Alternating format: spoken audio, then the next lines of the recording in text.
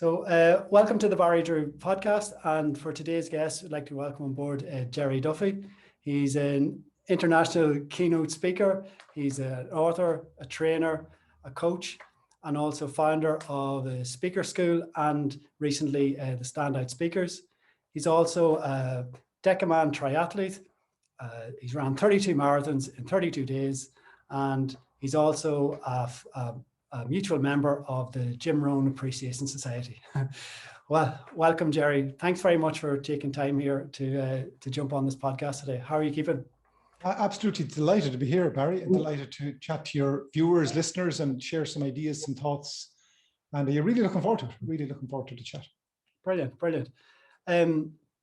So one of the main tenets of the podcast is around mindset and how we can use that to embrace challenges in life, but particularly in business. And Gerry, you're now an internationally renowned speaker. You know, you're in the big leagues as far as I'm concerned. But that from knowing your story, that wasn't always the case. You weren't always an avid public speaker. That is most definitely true. maybe a good metaphor is I'm in the deep end now in terms of the companies and the environments in which I'm privileged to speak. But that's the deep end. Let me go all the way back to the shallow end. And I started in the very, very, very shallow end, like maybe even at the edge of the pool in terms of depth.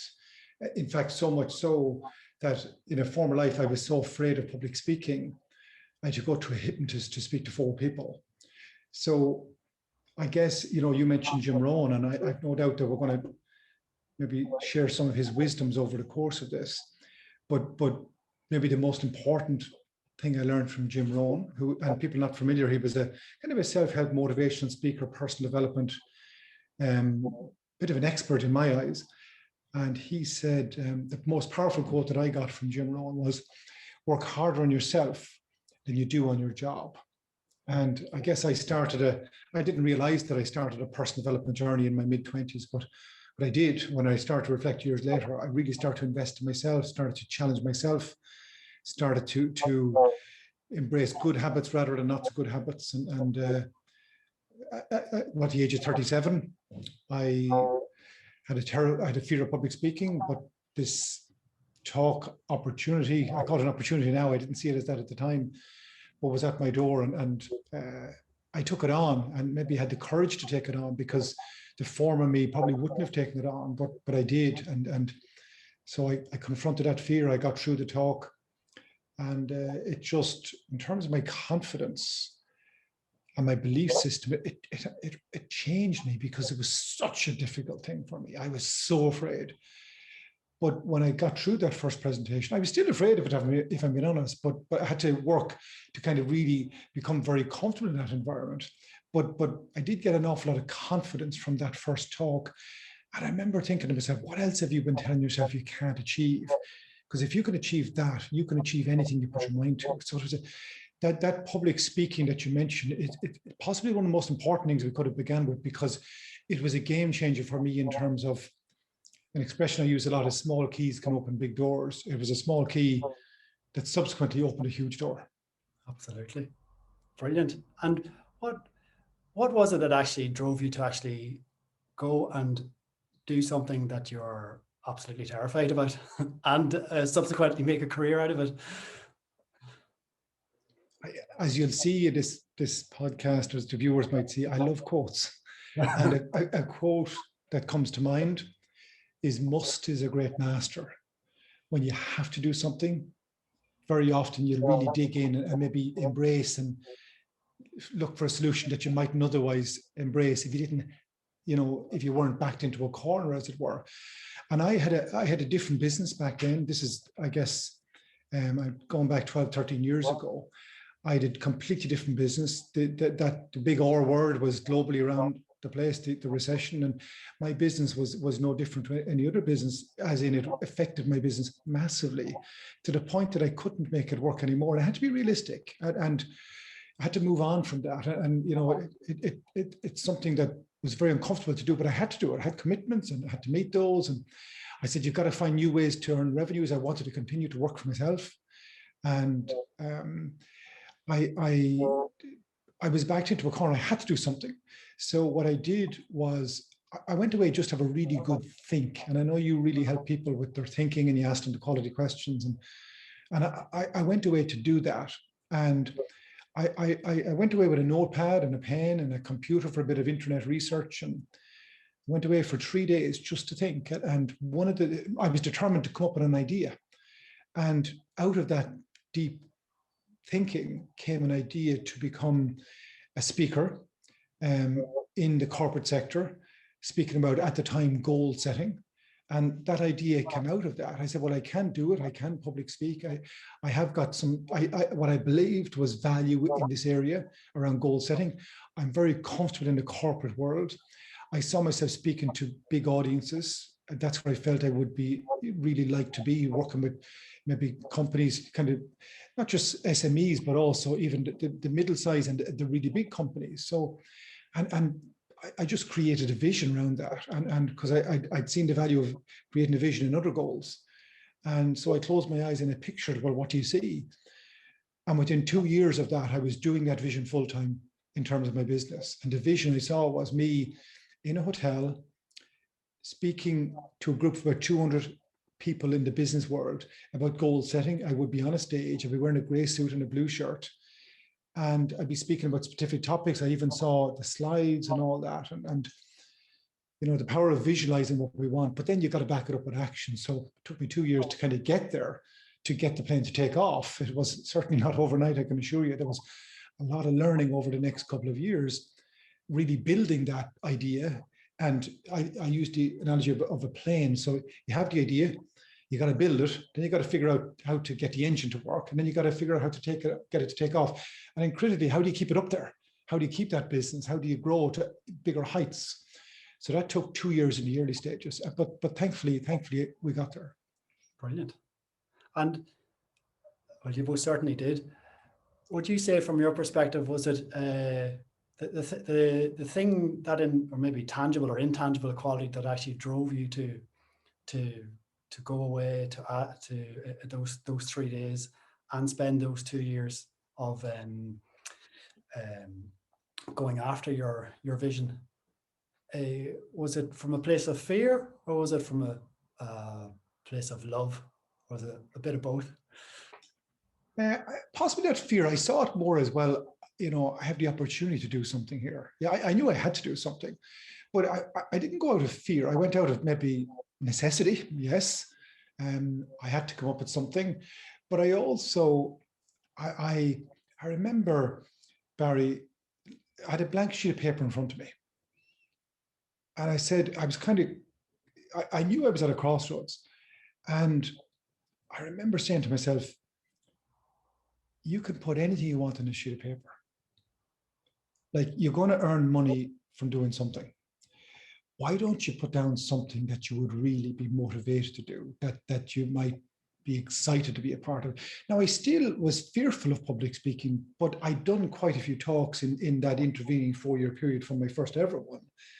And once I got through the fear of the presenting, I actually really felt alive in that environment. And I got great feedback on some work that I'd done in really small audiences at the time, like, you know, local business environments and schools and that kind of thing, speaking about enterprise as part of something completely different to my business now. But so I did enjoy it once I got through the fear. So I said, well, I wrote down my skills and I wrote down my value to the marketplace. I said, where can I bring value? Jim Rohn talks about, we don't get paid by time, we get paid by value.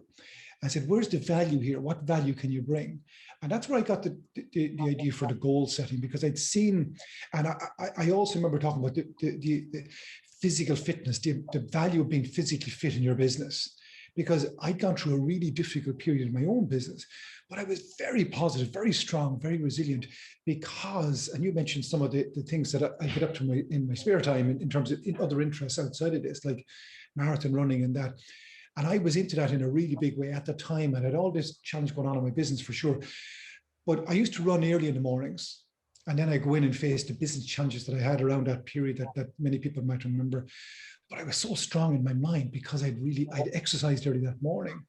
And so goal setting and the importance of being physically fit and that mental strength that we get for that.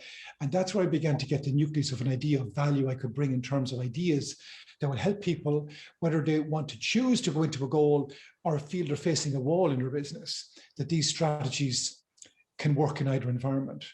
And so I got really excited at the prospect of being able to talk about those things and maybe be invited in and you know, where clients would hire you to come in and speak about those things. So definitely, I hope it's answering your question. I saw this as a great opportunity and environment I would love to go into. Yeah, brilliant, brilliant. Yeah, and it very much sounds that you know, your, if you want to call it your self-talk, how you talk to yourself, even the questions that you ask yourself are allowing for you to see the opportunity, even in the midst of what some people around that time and around, let's say 2008, 2010 was a crisis for many people. Like, so. Yeah, and the thing about it is, and I'm not certainly underplaying how difficult it was. It was a really difficult time. You know, I'd gone off and had to get a part-time job just to meet other commitments. So it was a very difficult time. Certainly wouldn't like to underplay that. And I got a part-time job and a job I did not want to do. And let's be honest, like I did not enjoy it. But I said, well, you got to meet your commitments here. So, but I was working on this plan B at the same time. And, you know, there's an expression some people might be familiar with, controlling the controllables. I said, well, while I'm building this airplane, I'll get this part-time income that'll kind of keep me going here. And I just saw it as I need to do this. The expression is control the controllable. And so when we speak about control the controllable in this context, that's where I say, well, what are you in control of here? What value can you bring? What ideas, what skills? And where could you bring that? Who might be interested in hiring you for that? So I was controlling, you know, I guess my own mind as well in terms of focusing what I had rather than what I didn't have. And that can be very, very powerful, because if I'm being honest, I'd spent probably a year and a half, maybe not doing this, like getting up every day in that other business and not, you know, just trying to get by and not looking for solutions, just trying to just hang on as long as I could. But it's when I began to focus on, well, what am I in control of here, rather than the economy is challenged, whatever, I began to focus on what I was in control of. And it was in there I found the solutions. And I've used that principle ever since. In any, whether it's a goal or an obstacle I hit, I'll go back to, well, what am I in control of here? What should I be doing? What resources do I have rather than what I don't have? And what could I do to make progress? And to invest all of my time, whether it's mental time, physical time, in controlling what I can. And if we do that, often we'll find an idea, a solution there. Absolutely. And from your point of view as well, and even for the listeners, even doing that for you, if you find that even reduces maybe the stress, the worry, anxiety when you're taking control of the controllables, as you say. Yeah, it you know, there's so many things we can't control. Yeah. And, you know, we can't control the economy. We can't control, for example, you know, the COVID virus, but we can control how we, I guess, manage ourselves, how we react to the economy. And, you know, sometimes, I remember someone coming to me, I was doing a talk in a school one day, and a student came up to me, they were in their final year exams, and they come up to me and they were worried about the final year exams. And this was it was in October, and the exams were going to take place the following May. And they told me, I'm really worried about it. I got so many things I need to do. I need to do this and I need to do this. And they got so many subjects, so much studying. And I don't feel I'm getting what I want. And I said, well, in terms of where do you feel you're at? Like, you know, what are you doing at this time? And they were kind enough to share with me that they weren't doing anything. They were too worried about things. But that was actually compounding the challenge, that they were investing their thinking in just worrying about things and too often maybe worrying about what's going to come up in the exam, but technically that was outside of their control as well. But what I suggested that they do is write down all the things they felt they needed to do, all the things that they're in control of, and all the things, well, what are the things that you think you do need to be doing at this time relative to the exams being on in next summer? And I suggested they write them all down and then to start with the first one. And just to, and I know that sounds like, is that the best advice you could give? But you know, there's another line, and it's not necessarily aligned with this, but there's some part of it is aligned to this. It was Gary Player, the golfer, said, simply by starting something, very often you're ahead of other people. And this, I was trying to get this person to help themselves get ahead of themselves, as it were, by just doing something, because number one, they'll have one less thing to do. But number two is maybe the confidence, and maybe their anxiety levels would lessen because now they're doing something. And they might get the confidence that arises from that, which might motivate them to do the second thing. And then it becomes a domino effect. And that's, I guess, going back to that controlling the controllable principle. Brilliant. Yeah. Well, I completely subscribe to all of that. Like, it is that, as you said, just taking that first step in anything, because it's something what I find working with people, that when you don't start, everything is compounded and made much more stressful, you know. And then once you do that one thing, and particularly even from yourself, from your past experience, doing those things that scare you most. Yeah. For like the confidence grows, that is the game changer in life, really. Like, well, that's what I find, both personally and even from echoing what you've been sharing with us here today. Yeah, and sometimes, you know, if somebody has a big challenge, it's almost like if the challenge is, like, again, go back to the metaphor, the swimming pool, it's like deep end. I got this deep challenge or problem or obstacle in my business, or I got this huge goal. I want to swim in this depth of water in terms of business. You know, how do we get there? It could be just to go back. Well, what's the very first step? Let's go back up to the very shallow end and just put your toe in the water, whatever that might be. I don't know. But it might be just going and sharing the idea with somebody and getting some feedback. That could be like a first step, or whatever it might be. But just to start there and slowly bring yourself down into the pool, and that can build its own confidence. You know, if somebody, say for example, had, you know, was challenged socially, you know, with maybe a bit of social anxiety, just feels that overwhelmed, it might be just to the shallow end. You know, they might feel, when I go into a group of people, I just feel overwhelmed, or whatever it might be. It might be a strategy of, you know, just if you want to build a confidence further around social, that social environment, maybe just when you're in a shop, just say hello to the person behind the counter. And maybe the next level is the next day, I ask them a question. How's their day going, or something? And that's an example. And that just might give them a little bit more confidence to go a little bit deeper. But again, that's a metaphor that can be applied in so many principles. Oh, absolutely. Like this, the simpler the step is, the simpler the step is, even if to think about it, you know, the easier it is to take, and possibly more likely somebody is to take it. Yes. Yeah. So Gerry, you well, you work primarily on your own. You're a self-starter, you know. So how does Gerry motivate Gerry? Is that a tricky question, or? No, I'm comfortable with that question. So I remember about 12 years ago, I big into running, big into triathlon, big into maybe extreme, like iron distance triathlons and beyond.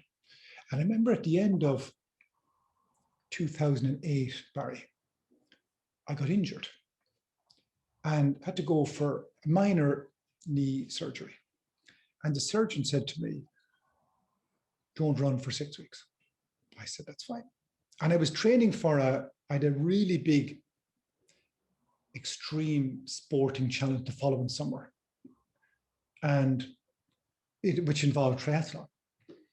And so I said, sure, it's fine, I can swim and I can cycle while my knee is healing. So anyway, fast forward to the end of the 6 weeks. So I remember I went to run on it, and I just knew myself, no, you better wait another week. So I waited another week, no big deal. I cycled, I swam, whatever. A week later, I went to test it again. I just knew myself, no. A week later, I went to test it again. No, I just knew. I said, if you put pressure on this now. And at this stage, I was starting to get a little bit concerned.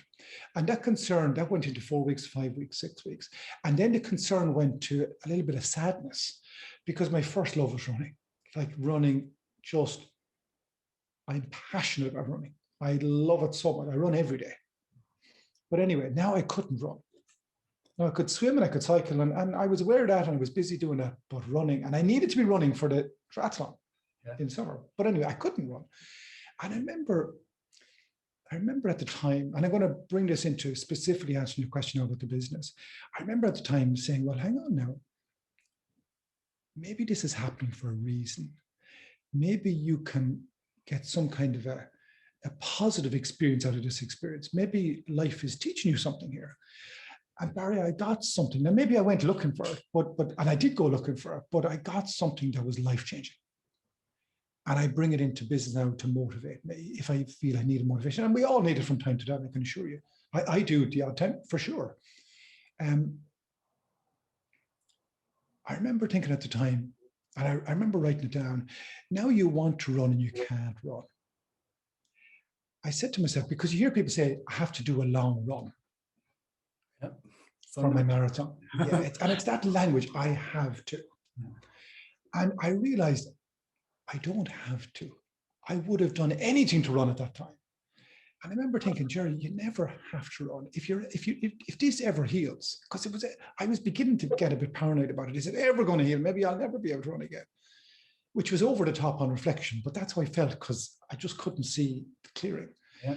But I remember thinking, if you're ever lucky enough to run again, don't you ever get out of bed saying, I have to go and do a run. Because now you want to run and you can't. So when you do it again, when you are able to do it again, always remember this moment, that you would have done anything right now to be able to run. And that word, have, was substituted with get. So instead of I have to, it's I get to. And then I realized that I could bring that mindset, and I now call it a strategy, into any area of my life. Do I have to run? Do I get to run? Do I have to clean the house? Do I get to clean the house? Do I have to get up early on a Monday morning and go to work, or do I get to? Do I have to be busy, or do I get to be busy? You know, do I have to get older? Sorry, do I have to get older, or do I get to get older? Because I realize growing older is a privilege denied to many. And I turned 53 years ago, and I remember thinking, oh my gosh, I got to celebrate this. Because I know people that I went to school with that were not as fortunate as me. And I think it's a great tribute to them, for me personally, to have this mindset now that I've stumbled across this in my life, have to get to. And so that one word completely changed my life. So now if I am struggling with motivation, and I can assure you it does happen to me sometimes, is I try and go back to this place. Well, do you have to do it, or isn't it a privilege to be able to go into work? Absolutely, yes. It's powerful stuff, something I definitely subscribe to. There's a lot of stuff that, myself included, we can complain about at times, that it is a get to, not a have to. Like, and particularly with work and with exercise or with hobbies, like it's very, very powerful. Brilliant. Some great nuggets here today, Gerry. That you're sharing. No, they're brilliant. And so just to follow on, for you as a man or a person in business, what for you personally, what could be the maybe three keys for you that have helped you sustain you in business within your work? You can choose. No, it's fine. No, it's a super question. One of the non-negotiables for me is physical exercise. It's non-negotiable. I exercise for fun. I exercise because I know it's good for me and my long-term longevity in life, hopefully. But I also exercise for business reasons, and I know I'm sharper if I've exercised. So I'm not saying anybody needs to go and run early in the morning, but that's when I do it, and it just sets me up for the day, unbelievably so. And I do that every morning. Now, I often take a Monday off, but I'll still go for a 2-mile walk before I go to work, just to get that same, just that almost like that trigger, that mental trigger. But every other morning I will go for a run, or I go to the gym. Well, obviously gyms are closed as we're recording this, but so I would always have done a workout before I go to work, always, like every morning. So that's one thing. Another big thing for me is Peter Drucker was a management consultant to some of the biggest companies in the world. And he said, the enterprise that does not innovate inevitably changes and declines. And what I've discovered is businesses are like flowers. They're doing one of two things all the time. They're either growing or they're dying. Now, it could be microscopic and we don't even notice it. But over time, if we're not innovating, when we're slowly dying. So for me, it's about continuous innovation in my business. You mentioned the Standout Speakers Club. That was a major innovation I did about a year ago in my business. Because I wanted to bring the business next level. I wanted to help people at an even higher level. I knew it would attract people that had a significant interest in presentation skills for whatever reason, because we have a great diversity of members there. But that's an example of innovating my business. In fact, I came across a really startling realization myself in my business. In the kind of the year of COVID, if I had been relying on what I did previous to 2016 in the last year, I would have only worked on 2 occasions. And over the previous, so from 2016 to 2020, I really reinvented my whole offering, and it became offerings, where I developed a significant 6 different offerings, one of which was what I used to do pretty much only kind of in 2015, that period. And that's the one that I would have only got 2 engagements with in the last year. All the other engagements have come from the other 5 core products. And so there's maybe the importance of, and it's not that we have to maybe go on, I'm not saying that we maybe tear up a product and always have to find a new product. It could be a new way of innovating an existing product. So I would encourage people to look at this through their own lens, whatever that might be. But maybe how can you add even deeper value? Because that's one of the things I've done, is how can you help people at an even deeper level? And so that's, there are two of the really big things that I definitely would subscribe to. And also, I think for me, one thing that's really helped me, it's a bespoke answer, because you asked me the question, I guess, it's collaboration with other people. That's been, I'm not saying that will work for anybody else or not, as the case may be, but I started collaborating with somebody, particularly from 2017 onwards. That's been a game changer for my business. But the one big thing I would recommend is that if people are doing that, values are a really important thing. And this person, and I'd like to think myself, I knew this person extremely well before we started collaborating, and our values are very aligned. And that's been the key. Apart from maybe having the value that we each bring, that's even better when we combine it. But we spend so much time together in terms of the work we're doing. Like I was with them already today, I'm with them again tomorrow, in collaborating with clients. But we have similar values, and that's unbelievably important. I completely agree. Values are everything, really. Well, for all relationships, but particularly in business and with collaboration, it really heightens that synergistic value. Pardon the pun. Brilliant. Well, Gerry, we're just coming towards the end, and I'd like to thank you for taking time to come on the podcast here today and sharing your wisdom, your experience, and also your business knowledge, because you really do have there's a lot more in there that I'd love to go digging at, but perhaps on another occasion. But just for the listeners, or for the viewers on YouTube, where can people find you if they want to check you out? You have some social profiles, as far as I know. Yeah. Facebook and Facebook, all the usual ones. LinkedIn is probably where I usually direct most people to. I'm really big into LinkedIn. I love LinkedIn. I obviously on Facebook and Twitter and all of that as well. Not on Instagram. Well, I kind of have an account there, but if I'm being honest, I'm not overly active on it. But 3 is enough for me. I'm comfortable with that decision. And GerryDuffyAcademy.com is the website. And then what do we help people with? I do a lot of strategy work with companies, goal setting. We run goal setting workshops and public speaking. You mentioned speaker school. So many people have to do presentations for their role or whatever. So it's something I'm really interested in. And so we do a lot of workshops around presentation skills. And is there still is speaker school open for members at the minute, or is still on a? Yeah, so the speaker school is, we kind of divide into speaker school and the Standout Speakers Club. And speaker school is the kind of the public workshops that anybody can attend. And sometimes we go in and do those in-house with companies if they have a particular reason for something big coming up or whatever. And the Standout Speakers Club is, it's actually closed at the minute. I know you're a member of it. I'm delighted to have you in there. But we will be opening it again in the kind of September, October of this year. We'll be inviting new people in it. And the people that are in there are people that for whom presentation skills are maybe a real big interest for it, or really important that they have great presentation skills, whether they're leading teams, whether they're marketing their businesses, whether it's through social media or through tendering or just giving talks to SMEs so people that we get a lot of, there's a number of business owners in there. A lot of business owners come to Speaker School, a lot of business owners and coaches and that kind of thing. So there might be something there for, depending on who's listening or watching this.